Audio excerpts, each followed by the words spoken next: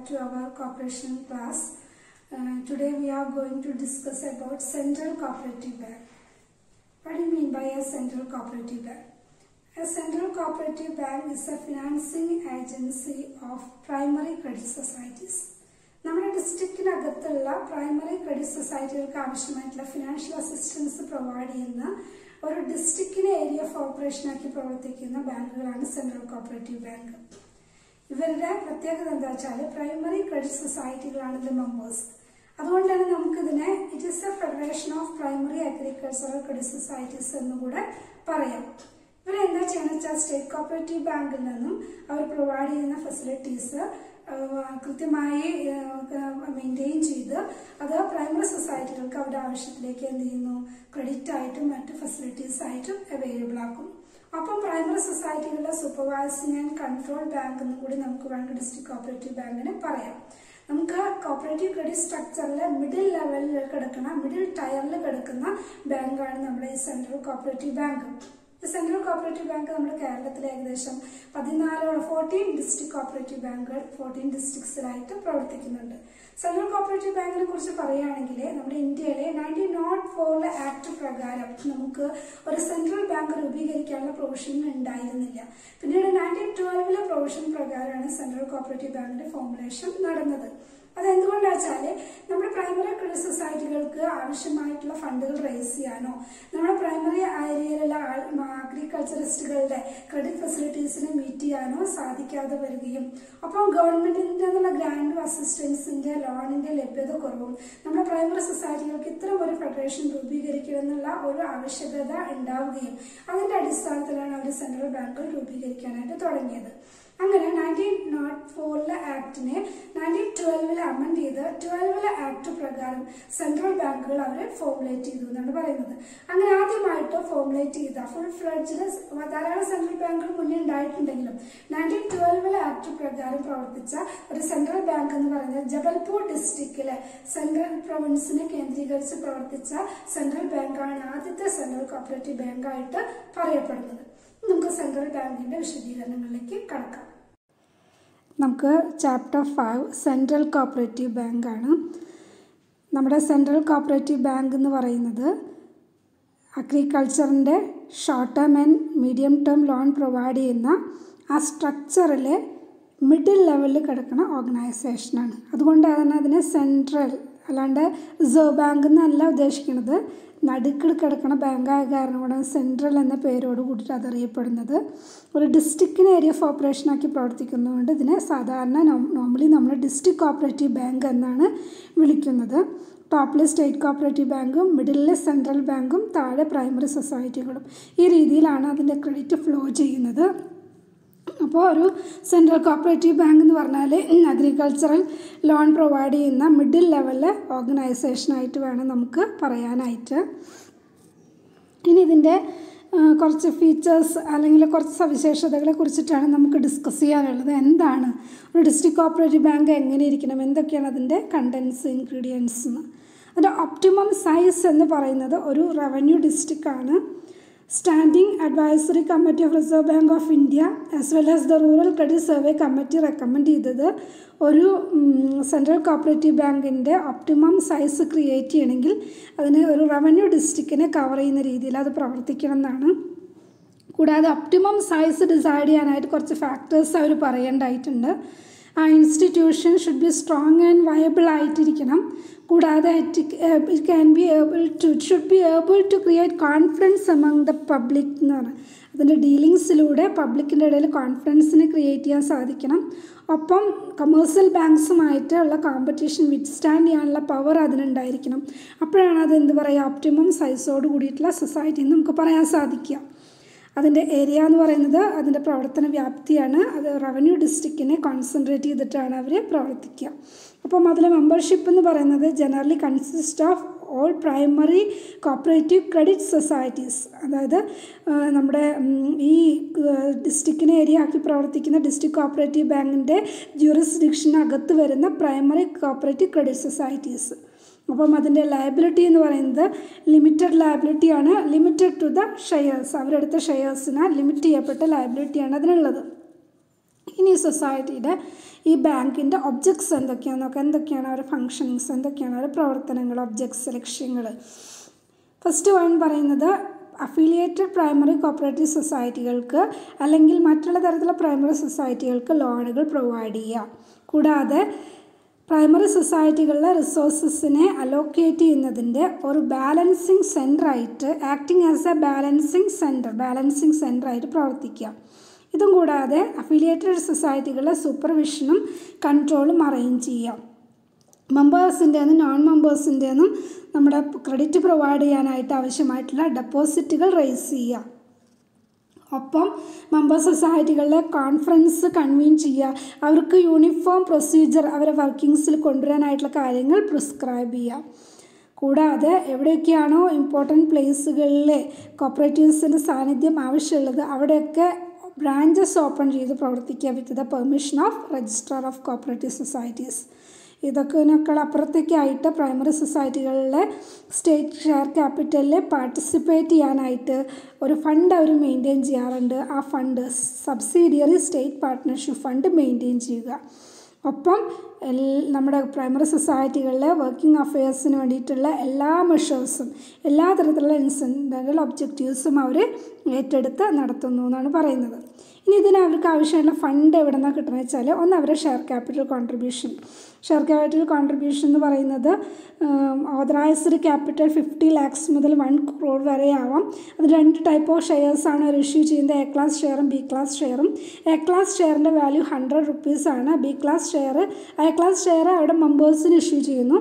B class ഷെയറുകൾ issue ചെയ്യുന്നത് state ഗവൺമെൻറ്റിനാണ്. ഇത് കൂടാതെ ഷെയർ ക്യാപിറ്റൽ കൂടാതെ deposit from members and non members, കൂടാതെ സൊസൈറ്റി ക്രിയേറ്റ് ചെയ്യുന്ന റിസർവ് ഫണ്ട്, അത് കൂടാതെ അനദർ ടൈപ്പ് ഓഫ് റിസർവുകൾ, ഒപ്പം സ്റ്റേറ്റ് കോപ്പറേറ്റീവ് ബാങ്കുകളിൽ നിന്ന് കിട്ടുന്ന ലോണുകൾ, ഇതൊക്കെ ഉപയോഗിച്ചിട്ടാണ് അവർ working of affairs carry on ചെയ്ത് കൊണ്ടുപോകുന്നത്. ഇനി ഇവരുടെ IMBPനെ കുറിച്ചിട്ടാണ്. IMBP എന്ന് പറഞ്ഞാൽ ഇൻഡിവിജ്വൽ മാക്സിമം ബോറോവിങ് പവറാണ്. അത് എപ്പോഴും 10 times of paid up share capital. മെമ്പേഴ്സിനാണെങ്കിലും സൊസൈറ്റിക്കാണെങ്കിലും പെയ്ഡ് അപ്പ് ഷെയർ ക്യാപിറ്റലിൻ്റെ 10 times വരെയാണ് അവർക്ക് മാക്സിമം ബോറോവിങ് പവർ എന്നാണ് പറയുന്നത്. അപ്പം ഒരു മാനേജ്മെൻറ്റിനെ കുറിച്ച് പറയാം. ഫസ്റ്റ് മാനേജ്മെൻറ്റിലെ ജനറൽ ബോഡിയാണ്. ജനറൽ ബോഡി എന്ന് പറഞ്ഞാൽ ഓരോ അഫിലിയേറ്റഡ് സൊസൈറ്റീസിനുള്ള ഡെലിഗേറ്റ്സ് ആണ് ജനറൽ ബോഡിയിൽ ഉണ്ടായിരിക്കുക. പിന്നെ അതിൽ നിന്ന് നമ്മൾ തിരഞ്ഞെടുക്കുന്നൊരു ബോർഡ് ഓഫ് മാനേജ്മെൻറ്റിൽ 3 categories ഓഫ് മെമ്പേഴ്സ് ആണുള്ളത്. ഒന്നെന്ന് പറയുന്നത് ഡെലിഗേറ്റ്സ് ഫ്രം മെമ്പർ സൊസൈറ്റീസ് എന്നുള്ള ഡെലിഗേറ്റ്സ് അറ്റ്ലീസ്റ്റ് 1 per താലൂക്ക് എന്നാണ്. ഒരു താലൂക്കിൽ നിന്ന് ഒരാളെങ്കിലും ഉണ്ടായിരിക്കണം. കൂടാതെ 2 government nominees, 1 nominee of state cooperative bank. ഇതും കൂടാതെ ഈ ബോർഡ് ഓഫ് മാനേജ്മെൻറ്റിൽ നിന്ന് നമ്മൾ എലക്ട് ചെയ്യുന്ന ഒരു എക്സിക്യൂട്ടീവ് കമ്മിറ്റിയാണ് അവിടുത്തെ കാര്യങ്ങളൊക്കെ ബിസിനസ് ഓഫ് അഫയേഴ്സൊക്കെ ക്യാരി ഓൺ ചെയ്ത് കൊണ്ടുപോകുന്നത്. അതിൽ ഓൾവേസ് ബി 5 മെമ്പേഴ്സാണ് ഉണ്ടായിരിക്കുക. ഒന്ന് പ്രസിഡൻറ്റ്, വൈസ് പ്രസിഡൻറ്റ്, കൂടാതെ ബോർഡ് ഓഫ് മാനേജ്മെൻറ്റിൽ നിന്ന് നമ്മൾ തിരഞ്ഞെടുക്കുന്ന 2 elected മെമ്പേഴ്സ്, സ്റ്റേറ്റ് കോപ്പറേറ്റീവ് ബാങ്കിൻ്റെ ഒരു റെപ്രസെൻറ്റേറ്റീവ്. ഇത്രയാണ് അവരുടെ മാനേജ്മെൻറ്റ് എന്ന് പറയുന്നത്. ഇനി അവർ പ്രോഫിറ്റിൻ്റെ ഡിസ്ട്രിബ്യൂഷനാണ്. സെൻട്രൽ കോപ്പറേറ്റീവ് ബാങ്ക് പ്രോഫിറ്റിനെ അലോക്കേറ്റ് ചെയ്യുന്നത് 25% ഷുഡ് ബി റിസർവ് ഫണ്ടിലേക്ക് നിർബന്ധമായിട്ട് മാറ്റിവെക്കണം. 5% എഡ്യൂക്കേഷൻ ഫണ്ടിലേക്ക് അത് പറയുന്നുണ്ട്. അതിൻ്റെ മാക്സിമം സബ്ജക്റ്റ് മാക്സിമം ₹60,000 എന്നാണ്. പിന്നെ 5% പ്രൊഫഷണൽ എഡ്യൂക്കേഷൻ ഫണ്ടിലേക്ക്, 10% മെമ്പർ റിലീഫ് ഫണ്ടിലേക്ക്, അത് മാക്സിമം ₹1 lakh ആണ് പറയുന്നത്. കൂടാതെ 7% അഗ്രികൾച്ചർ ക്രെഡിറ്റ് സ്റ്റെബിലൈസേഷൻ ഫണ്ടിലേക്ക്. ബാലൻസ് ആയിട്ടുള്ള എമൗണ്ട് അവർക്ക് എന്ത് ചെയ്യുക, ബൈലോയിൽ എഴുതി ചേർത്ത പ്രകാരം മെമ്പേഴ്സിൻ്റെ ഇടയിൽ ഡിസ്ട്രിബ്യൂട്ട് ചെയ്യാം എന്നാണ് പറയുന്നത്. ഇത്രയാണ് ഒരു സെൻട്രൽ കോപ്പറേറ്റീവ് ബാങ്ക്. ഇനി പൊസിഷൻ ഇൻ കേരള, അതായത് കേരളത്തിലെ സെൻട്രൽ കോപ്പറേറ്റീവ് ബാങ്ക്സിന്റെ പൊസിഷനെ കുറിച്ചിട്ടാണ് പറയുന്നത്. നമുക്കറിയാം കേരള സ്റ്റേറ്റ് ഫോർമുലേറ്റ് ചെയ്യുന്നതിനേക്കാൾ മുന്നേ നമുക്ക് ട്രാവൻകൂർ, കൊച്ചി, മലബാർ എന്നുള്ള 3 റീജിയൻസ് ആയിരുന്നു, പ്രൊവിൻസുകളായിരുന്നു. ആ 3 പ്രൊവിൻസിൽ ട്രാവൻകൂർ ഏരിയയിലെ ആദ്യം തന്നെ ഒരു സെൻട്രൽ കോപ്പറേറ്റീവ് ബാങ്ക് ഫോർമുലേറ്റ് ചെയ്ത് പ്രവർത്തിച്ചിരുന്നു. അതുകൂടാതെ കൊച്ചിയിലെ തൃശ്ശൂരിനെ കോൺസെൻട്രേറ്റ് ചെയ്തിട്ടൊരു സെൻട്രൽ കോപ്പറേറ്റീവ് ബാങ്ക് പ്രവർത്തിച്ചിരുന്നു. മലബാർ ഏരിയയിൽ കാലിക്കറ്റിനെ കോൺസെൻട്രേറ്റ് ചെയ്തിട്ടൊരു സെൻട്രൽ കോപ്പറേറ്റീവ് ബാങ്ക് പ്രവർത്തിച്ചിരുന്നു. 1958 മുതൽ ഇവരുടെ പ്രവർത്തനങ്ങൾ കൃത്യമായി നടത്തിയത്. 1958 നമ്മുടെ കേരള സ്റ്റേറ്റ് എന്നതിനെ കുറിച്ച് ചിന്തിക്കുന്ന ഡിസ്ട്രിക്ട് കോപ്പറേറ്റീവ് ബാങ്ക്സിനെ കുറിച്ചുള്ള ഒരു റാഷണലൈസേഷൻ പ്രോഗ്രാം കൊണ്ടുവന്നത്. അതിന്റെ ഫലമായിട്ട് 1958 മുതൽ നമ്മുടെ 14 ഡിസ്ട്രിക്ട്സിലും ഒരു റവന്യൂ ഡിസ്ട്രിക്റ്റിനെ കോൺസെൻട്രേറ്റ് ചെയ്തുകൊണ്ട് 14 സെൻട്രൽ കോപ്പറേറ്റീവ് ബാങ്കുകൾ പ്രവർത്തിച്ചു വരുന്നുണ്ട്. ഇനി ആ സെൻട്രൽ കോപ്പറേറ്റീവ് ബാങ്ക്സിന്റെ ഫംഗ്ഷൻസിലേക്കും അനദർ ഡീറ്റെയിൽസിലേക്ക് നമുക്ക് പോകാം. ഇനി നമ്മുടെ ഡിസ്ട്രിക്ട് കോപ്പറേറ്റീവ് ബാങ്കിൻ്റെ കേരളത്തിലെ പൊസിഷനെ കുറിച്ചിട്ടാണ് പറയുന്നത്. കേരളത്തിലെ 14 ഡിസ്ട്രിക്ട് കോപ്പറേറ്റീവ് ബാങ്ക് പ്രവർത്തിക്കുന്നുണ്ട്. അവരുടെ ഫങ്ഷൻസിനെ കുറിച്ചിട്ടാണ് നമ്മൾ ഡിസ്കസ് ചെയ്യുന്നത്. അവരുടെ ഫങ്ഷനിങ് എന്ന് പറഞ്ഞാൽ നമുക്കറിയാം, ഡിസ്ട്രിക്ട് കോപ്പറേറ്റീവ് ബാങ്ക് നമ്മുടെ കോപ്പറേറ്റീവ് ക്രെഡിറ്റ് സ്ട്രക്ചറിൽ വളരെ കാർഡിയൽ പൊസിഷനാണ് ക്രിയേറ്റ് ചെയ്യുന്നത്. അവർ അപ്പെക്സ് ബാങ്കിനെയും പ്രൈമറി കോപ്പറേറ്റീവ് സൊസൈറ്റികളെയും കണക്ട് ചെയ്യാനുള്ള ലിങ്കായിട്ടാണ് പ്രവർത്തിക്കുന്നത്. ഈ കോപ്പറേറ്റീവ് മൂവ്മെൻറ്റിൻ്റെ ക്രെഡിറ്റ് സ്ട്രക്ചർ തന്നെ സക്സസ്ഫുള്ളായി നിലനിൽക്കുന്നത് ഈ സെൻട്രൽ കോപ്പറേറ്റീവ് ബാങ്കിൻ്റെ വളരെ ക്രൂഷ്യലായിട്ടുള്ള റോൾ അവിടെ ക്രിയേറ്റ് ചെയ്യുന്നത് കാരണം കൊണ്ടാണ്. ഒപ്പം അവർ പ്രൈമറി സൊസൈറ്റികളുടെ വളർച്ചയിൽ ഒരു balancing centre, acting as a balancing സെൻറ്ററായിട്ട് പ്രവർത്തിക്കുന്നു എന്നാണ് പറയുന്നത്. ഇനി നോർമലി അവർ ക്യാരി ഓൺ ചെയ്യുന്ന ഫങ്ഷൻസ് എന്തൊക്കെയാണ്? നമ്മുടെ സ്റ്റേറ്റിനകത്ത് ഡിസ്ട്രിക്ട് കോപ്പറേറ്റീവ് ബാങ്ക്സിൻ്റെ മാറ്റേഴ്സിനെ കുറിച്ചിട്ടാണ് നമ്മൾ ഡിസ്കസ് ചെയ്യുന്നത്. First one, loans to credit cooperative society. നമ്മുടെ ഇവിടെയുള്ള ക്രെഡിറ്റ് കോപ്പറേറ്റീവ് സൊസൈറ്റികൾക്ക് ലോണുകൾ പ്രൊവൈഡ് ചെയ്യുന്നു. ഏതൊക്കെ തരം ലോണുകളാണ് പ്രൊവൈഡ് ചെയ്യുന്നത്? Short time agricultural loan, crop loan system പ്രകാരം. മീഡിയം ടേം ലോണുകൾ പമ്പ് സെറ്റുകൾ പർച്ചേസ് ചെയ്യാനായിട്ട്, സോയിൽ കൺസർവേഷന് വേണ്ടിയിട്ട്, വളർത്തുമൃഗങ്ങളെ മേടിക്കാനായിട്ട്, വെൽസ് ഡിഗ് ചെയ്യാനായിട്ട്, പോണ്ടുകൾ ഉണ്ടാക്കാനായിട്ട്, അങ്ങനെ DRDAയുടെ ആക്ഷൻ പ്രകാരമുള്ള റൂറൽ ഡെവലപ്മെൻറ്റ്സിന് ആവശ്യമായിട്ടുള്ള എല്ലാ തരത്തിലുള്ള ലോണുകൾ പ്രൊവൈഡ് ചെയ്യുന്നു. അപ്പോൾ medium term and long term ലോണുകൾ rubber development, betel vine cultivation, pepper development, coconut development, special minor irrigation, biogas plantation, ഇതിനൊക്കെ വേണ്ടിയിട്ട് medium term and long term ലോണുകൾ പ്രൊവൈഡ് ചെയ്യുന്നു. ഒപ്പം non agricultural short term and medium term ലോണുകൾ non agricultural നീഡ്സിന് meet ചെയ്യാനായിട്ട് ചിലപ്പോഴൊക്കെ കൊടുക്കാറുണ്ട്. ഇൻഡസ്ട്രിയൽ ലോണുകൾ IDBI സ്കീം പ്രകാരം ഇവർ പ്രൊവൈഡ് ചെയ്യുന്നു. ഫെർട്ടിലൈസർ ലോണുകൾ മാനുവൽ ഡിപ്പോസ് ഒക്കെ കണ്ടക്ട് ചെയ്യാനായിട്ട്. ക്യാഷ് ക്രെഡിറ്റ് എന്തിനു വേണ്ടിയിട്ടാണ് വെച്ചാൽ റേഷൻ ആൻഡ് കൺട്രോൾ ഗുഡ്സിൻ്റെ പ്രൊക്യൂർമെൻറ്റിനും സപ്ലൈക്കും വേണ്ടിയിട്ട്. ഇതിനോടൊപ്പം special cash credit festival markets conduct ചെയ്യാം. കൂടാതെ ഗോൾഡ് ലോണുകൾ ഇഷ്യൂ ചെയ്യാനായിട്ട് ആവശ്യമായിട്ടുള്ള ഫിനാൻഷ്യൽ അസിസ്റ്റൻസും ഇവർ പ്രൊവൈഡ് ചെയ്യുന്നു. ഇങ്ങനെ പലതരം ലോൺ ഫെസിലിറ്റീസ് ക്രെഡിറ്റ് കോപ്പറേറ്റീവ്സിന് കൊടുക്കുന്നു. ഇനി help to other cooperative societies. രണ്ടാമത് പറയുന്നത് അതർ ടൈപ്പ് ഓഫ് കോപ്പറേറ്റീവ് സൊസൈറ്റികൾക്ക് പ്രൊവൈഡ് ചെയ്യുന്നത് ലോൺ ടു ഹാൻഡ്ലൂം കോപ്പറേറ്റീവ്സിന്, അതായത് അവരുടെ ഹാൻഡ്ലൂം പ്രോഡക്റ്റുകൾ പ്രൊക്യൂർ ചെയ്യാനും മാർക്കറ്റിംഗ് ആക്ടിവിറ്റീസിന് വേണ്ടിയിട്ടുള്ള ലോണുകൾ പ്രൊവൈഡ് ചെയ്യുന്നു. ലോൺ ടു കയർ കോപ്പറേറ്റീവ്സിന് അവരുടെ വർക്കിംഗ് ക്യാപിറ്റൽ റിക്വയർമെൻറ്റ്സിന് മീറ്റ് ചെയ്യാനുള്ള ലോണുകൾ പ്രൊവൈഡ് ചെയ്യുന്നു.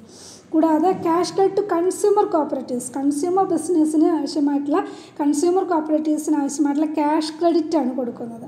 അപ്പോൾ മാർക്കറ്റിംഗ് കോപ്പറേറ്റീവ്സിന് അവരുടെ marketing and supply operations carry on ചെയ്യാനായിട്ടുള്ള ക്യാഷ് ക്രെഡിറ്റ് ഫെസിലിറ്റി കൊടുക്കുന്നു. കൂടാതെ financial assistance to dairy cooperative society, പ്രോഡക്റ്റുകൾ മാർക്കറ്റ് ചെയ്യാനും പ്രോസസ്സിംഗ് ആക്ടിവിറ്റീസിന് വേണ്ടിയിട്ട് ഡയറി കോപ്പറേറ്റീവ്സിന് ഫിനാൻഷ്യൽ അസിസ്റ്റൻസ് കൊടുക്കുന്നു. ഇതും കൂടാതെ loans and cash credit industrial cooperative societies, ചില ഇൻഡസ്ട്രിയൽ കോപ്പറേറ്റീവ് സൊസൈറ്റീസിനും ഒരു ലോണുകൾ പ്രൊവൈഡ് ചെയ്യാറുണ്ട്. അത് അതിൻ്റെ ജൂറിസ്ഡിക്ഷനകത്ത് വരുന്ന തരത്തിലുള്ള പ്രവർത്തനങ്ങളൊക്കെ നടത്തും ഉണ്ടോ. ഇതും കൂടാതെ ഇവർ ഫിനാൻഷ്യൽ അസിസ്റ്റൻസ് ടു ഇൻഡിവിജ്വൽ, മൂന്നാമത് ഇൻഡിവിജ്വൽസിനാണ് കൊടുക്കുന്നത്. ആദ്യം സൊസൈറ്റിക്ക്, ക്രെഡിറ്റ് സൊസൈറ്റിക്ക്, പിന്നെ അതർ ടൈപ്പ് ഓഫ് സൊസൈറ്റിക്ക്, പിന്നെ ഇൻഡിവിജ്വൽസിന് ഗോൾഡ് ലോൺ കൊടുക്കുന്നു, ഹയർ പർച്ചേസ് ലോണുകൾ കൊടുക്കുന്നു, ക്യാഷ് ക്രെഡിറ്റ് അക്കോമഡേഷൻ അവൈലബിൾ ആക്കുന്നു, സെൽഫ് എംപ്ലോയ്മെൻറ്റ്, അതായത് ഡോക്ടേഴ്സിന്, എഞ്ചിനീയേഴ്സിന്, അഡ്വക്കേറ്റ്സിന് ആവശ്യമായിട്ടുള്ള സെൽഫ് എംപ്ലോയ്മെൻറ്റ് ലോണുകൾ കൊടുക്കുന്നു. കൂടാതെ ന്യൂ വെഹിക്കിൾസ്, അതായത് ഓട്ടോറിക്ഷ, മിനി ട്രക്ക്, കാറൊക്കെ പർച്ചേസ് ചെയ്യാൻ, ന്യൂ വെഹിക്കിൾസ് പർച്ചേസ് ചെയ്യാനുള്ള ലോണുകൾ കൊടുക്കുന്നു. ഹൗസിംഗ് ലോണുകൾ പ്രൊവൈഡ് ചെയ്യുന്നു, ഇൻഡസ്ട്രിയൽ ലോണുകൾ പ്രൊവൈഡ് ചെയ്യുന്നു, ഓവർ ഡ്രാഫ്റ്റ് ഫെസിലിറ്റീസ് പ്രൊവൈഡ് ചെയ്യുന്നു. അങ്ങനെ ഒരു ഡിസ്ട്രിക്ട് കോപ്പറേറ്റീവ് ബാങ്ക് ഒരു ഫിനാൻസർ, ഒരു ഫ്രണ്ട്, ഒരു ഫിലോസഫർ, ഒരു ഗൈഡർ, ലീഡർ എന്നുള്ള രീതിയിൽ ഒരു ഡിസ്ട്രിക്റ്റിനെ കവർ ചെയ്യുന്ന പ്രവർത്തനങ്ങൾ നടത്തി വരുന്നു എന്നാണ് പറയുന്നത്. ഇതിനേക്കാൾ അപ്പുറത്തേക്ക് അവർ വേറെ അതർ ബാങ്കിങ് ഫങ്ഷൻസും ക്യാരി ഓൺ ചെയ്യുന്നുണ്ട്. എന്തൊക്കെയാണ് ബാങ്കിങ് ഫങ്ഷൻ? ഫങ്ഷൻസ് നമുക്കറിയാം. ബില്ലുകളും ചെക്കുകളും കളക്ട് ചെയ്യുക, ഡ്രാഫ്റ്റുകൾ ഇഷ്യൂ ചെയ്യുക, അവരുടെ വാല്യൂബിൾസ് സേഫ് കസ്റ്റഡിയിൽ സൂക്ഷിക്കുക, സെൽഫ് എംപ്ലോയ്മെൻറ്റ് ആവശ്യമായിട്ടുള്ള ലോണുകൾ പ്രൊവൈഡ് ചെയ്ത് സെൽഫ് എംപ്ലോയ്മെൻറ്റ് ഓപ്പർച്യൂണിറ്റീസ് ക്രിയേറ്റ് ചെയ്യുക, ലോക്കൽ ഡെപ്പോസിറ്റ്സിനെ കളക്ട് ചെയ്യുക. RBIയുടെ പോളിസി പ്രകാരം നമ്മൾ എന്താ പറയുക, കൺസെഷണൽ ഫിനാൻസ് എന്നുള്ള രീതിയിൽ ലോണുകൾ പ്രൊവൈഡ് ചെയ്യാനായിട്ട് ലോക്കൽ ഏരിയാസിലെ ഡെപ്പോസിറ്റ്സിനെ മൊബിലൈസ് ചെയ്യാനുള്ള ഏറ്റവും നല്ല വഴിയാണ് ഡിസ്ട്രിക്ട് കോഓപ്പറേറ്റീവ് ബാങ്ക് എന്നാണ് അറിയപ്പെടുന്നത്. അപ്പോൾ നമ്മളിന്ന് ഡിസ്കസ് ചെയ്തത് നമ്മുടെ സെൻട്രൽ കോഓപ്പറേറ്റീവ് ബാങ്കിനെ കുറിച്ചിട്ടാണ്. നമ്മുടെ കേരളത്തിലെ സെൻട്രൽ കോഓപ്പറേറ്റീവ് ബാങ്കിനെ കുറിച്ച് നമ്മൾ ഡിസ്കസ് ചെയ്തു. അതായത് നമ്മുടെ ക്രെഡിറ്റ് സ്ട്രക്ചറിലെ മിഡിൽ ലെവൽ ഇൻസ്റ്റിറ്റ്യൂഷൻസിനെ കുറിച്ചാണ് നമുക്ക് ഡിസ്കസ് ചെയ്തത്. ഇതിൽ നിന്ന് നിങ്ങൾക്ക് തരാൻ ഞാൻ ആഗ്രഹിക്കുന്ന ഒരു സെമിനാർ വർക്ക് എന്ന് പറയുന്നത്, നമുക്കിപ്പോൾ മനസ്സിലായി നമ്മുടെ മിഡിൽ ലെവൽ ഓർഗനൈസേഷന്റെ ഫംഗ്ഷനിങ് എങ്ങനെയാണെന്ന് അല്ലേ. അപ്പോൾ ആ ഫംഗ്ഷൻസ് എല്ലാം മിഡിൽ ലെവൽ സ്ട്രക്ചറിലെ ഈ ഓർഗനൈസേഷൻ നമുക്ക് നിലനിർത്തുകയാണോ വേണ്ടത് അതോ നമുക്ക് അവോയ്ഡ് ചെയ്യണോ വേണ്ടത്, അതിനെക്കുറിച്ചിട്ട് ഒരു സെമിനാർ നിങ്ങൾ പ്രിപ്പയർ ചെയ്യണം. That is the need to retain district cooperative bank in the 3-tier സ്ട്രക്ചറിനാണ്. നമ്മുടെ ക്രെഡിറ്റ് സ്ട്രക്ചറിലെ ആ 3-tier സ്ട്രക്ചറിൽ ഡിസ്ട്രിക്ട് കോഓപ്പറേറ്റീവ് ബാങ്ക് നിലനിർത്തേണ്ടതിന്റെ ആവശ്യകതയെക്കുറിച്ച്, അതിന്റെ ഇമ്പോർട്ടൻസിനെ കുറിച്ച് നമുക്ക് മനസ്സിലായിട്ടുണ്ടാവും. എന്തുകൊണ്ടാണ് നമുക്ക് അതിന്റെ നീഡ് എന്നുള്ളതിനെ കുറിച്ചുള്ള ഒരു ടോപ്പിക്കാണ് സെമിനാറായിട്ട് തരാൻ ആഗ്രഹിക്കുന്നത്. നിങ്ങൾ എല്ലാവരും അത് ചെയ്ത് നോക്കുക, ഈ പോർഷൻസ് ഒക്കെ വായിച്ചു നോക്കിയിട്ട്.